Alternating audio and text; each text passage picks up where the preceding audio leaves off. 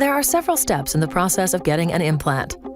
Your healthcare team will work with you every step of the way. As a part of the preoperative phase of spinal cord stimulation, in addition to testing that needs to take place, such as lab and x-ray testing, the patient's also required to have what we call a psychological evaluation prior to the implant. I tell the patient that the purpose of the psychological evaluation, in my eyes, is twofold. One, the majority of the insurance companies require psychological evaluation prior to the implant.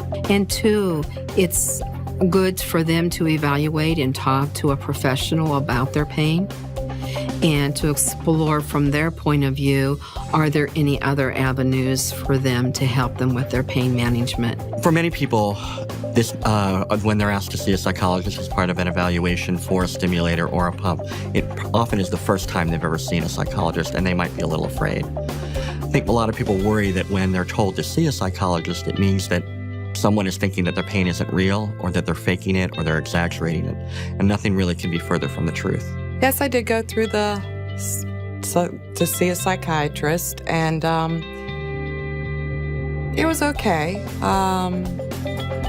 I'd never been to one before, but I feel that that's important. So, as a part of that evaluation, a psychologist may have you complete a series of tests. These are often paper and pencil tests that ask you a number of questions, usually covering things like your mood, your relationships with family and friends, how have you coped with stress. Something is being implanted in you, and I think you need to know if you're mentally ready for something like that, because it is a big change, but it went fine. So the kinds of things that we're looking for during a psychological evaluation are things like depression and anxiety, which we know people that have high levels of those tend to not do so well in the recovery phase of the operation. Additionally, we're looking for people that may be having difficulty managing their medications or maybe using other substances in order to cope with either the pain or often the effects of pain in their life. So part of our job is trying to identify those types of factors and work with you to get them under better control so that you can have the best chance of having an optimal outcome. When you see a psychologist as part of your treatment team, their job really is to help keep the focus on you and really looking at taking care of your mind, your body, and your spirit, and making sure that the interventions that are being planned are going to be the most effective for you.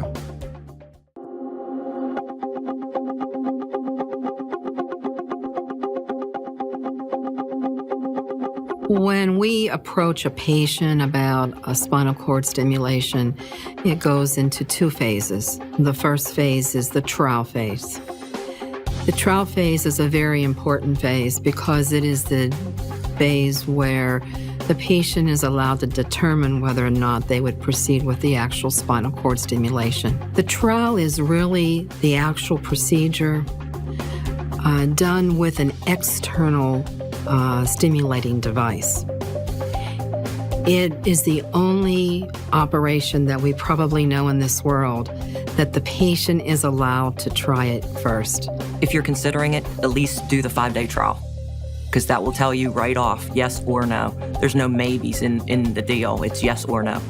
They will undergo such testing as blood work, urinalysis, chest x-ray, and an EKG. If the MRIs are not updated, we need to have those done prior to the trial. What we do is we place a small electrical wire underneath the spinal canal, and we give you an external power source that is not within you, that controls the power level to this device. So all you have is that small electrical wire in you. You have a special dressing on your back, and everything's taped in place. Once the catheter is put into place by the surgeon or the pain physician, the patient is then asked a series of questions. The catheter is attached to an external stimulating device, and the patient actually will feel the stimulation very similar to the implant. We want to make sure that we're covering the area that's bothering you. We want them to be able to tell us specifically where that stimulation is occurring. I feel it in my right foot. I feel it in my right knee. I feel it in my entire right leg. Typically, individuals that undergo spinal cord stimulator trials are discharged the same day of the procedure. The trial typically lasts 3 to 5 days, and during that, you get to test the system and see if it helps you with your pain control. You also get to see if the sensation that this device is providing is comfortable to you. And it's also important during that period of time to see if you are comfortable using the programmer, which allows you to turn the device on, determine how strong the stimulation signal is, and to see if this is something that you would be able to use responsibly in the future. Yes, it seemed to work out real well, and it was okay for me, and I didn't seem to have a problem with it. So then we decided that I was eligible for a permanent.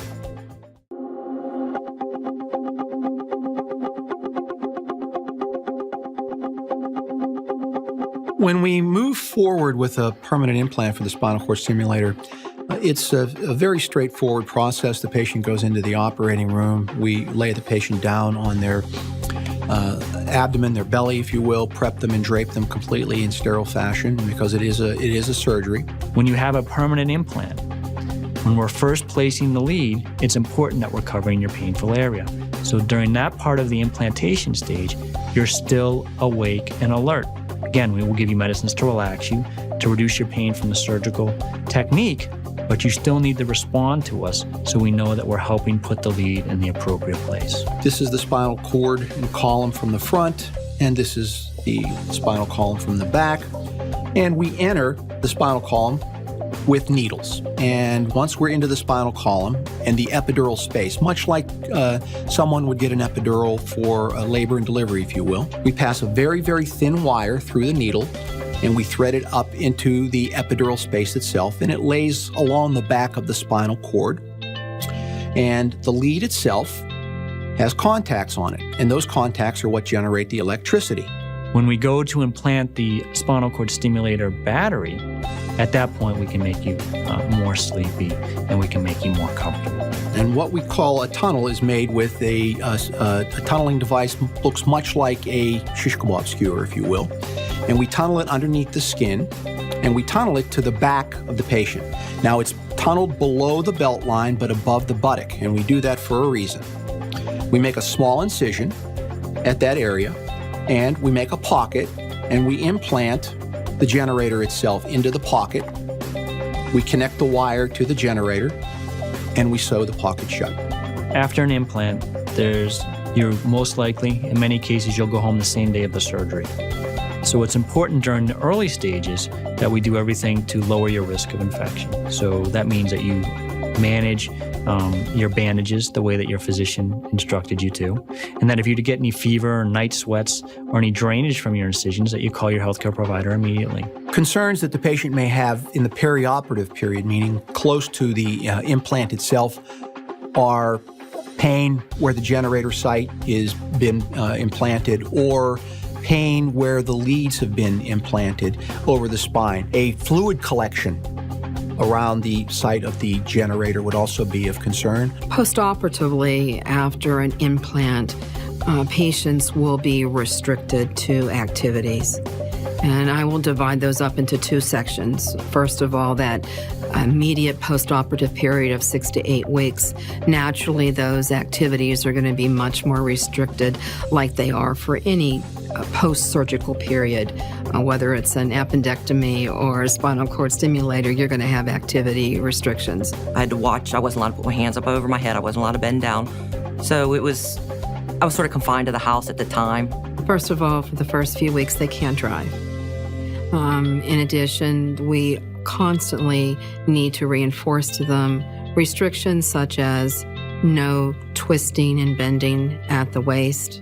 If it is for the legs that we're putting the stimulator in low back. Also, we ask that they don't raise their arms above their head. Jerking motions, bending over to tie their shoes. We encourage them that you want to bring your feet up to you, not bend over to tie your shoes. In order for you to get the best result from your stimulator, it's important that you follow those activity restrictions during the first 10 to 12 weeks so that your body has adequate time to heal and scar that lead into place.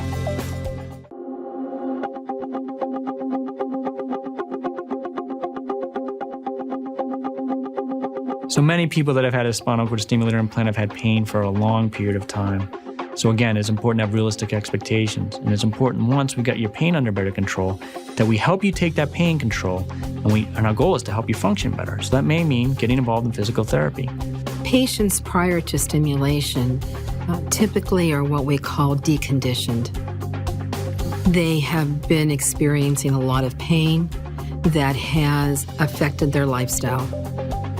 Their activity has been limited, and therefore their strength, their muscle strength, their tolerance have been reduced. If we can get their pain under control to a reasonable degree, we can then get them involved with physical therapy and occupational therapy, which will continue to get them better. In order to help myself out, I went back to physical therapy in order to get the strength back into my legs because I was laid up for such a long time. That physical therapy program is directed to two areas. One, to help them strengthen and recondition themselves. And two, is to help them learn how to move better and do those activities that you would do day to day, but do them in a different way.